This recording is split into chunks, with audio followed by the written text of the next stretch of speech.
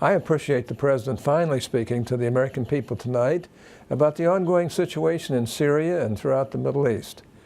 The use of chemical weapons by the Assad regime is reprehensible. But with the region hitting a boiling point, it is clear from the conversations I've had with the President himself and other top administration officials to the contradictory statements from the administration that the President and his team have struggled to explain why taking action against the Assad regime is in the American people's best interests. Unfortunately, I do not believe tonight's speech has done much to clarify this. There are no easy answers to what has increasingly become a quagmire engulfing the entire region. Sectarian violence between Sunni and Shia is spilling over from Syria into Turkey, Lebanon, Jordan, and Iraq, and impacting one of America's greatest allies, Israel.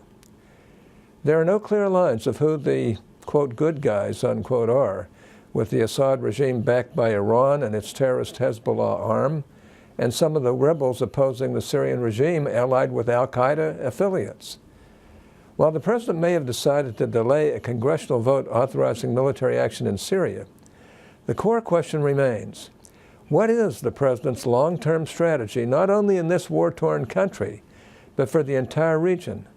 Is it to continue to cede America's international power to Russia? Will we continue to project American power in a strategic manner that serves our national interest and that has brought stability, liberty, and security to much of the world since the end of World War II?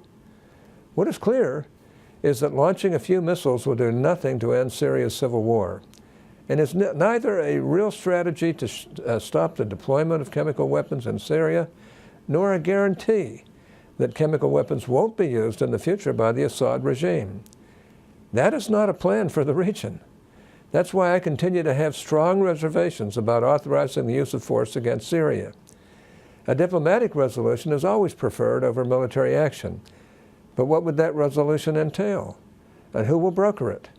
Years of President Obama leading from behind on the international stage has put the United States of America, the greatest country in the world, in the position of relying on Russia to serve as our negotiator in the region.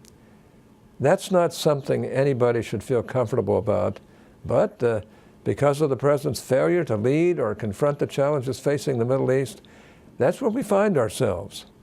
Unfortunately, the President did not discuss any plan to get us out of this situation he's put us in, which leads me to believe that the administration has no clear plan with how to address the ongoing crisis in the Middle East.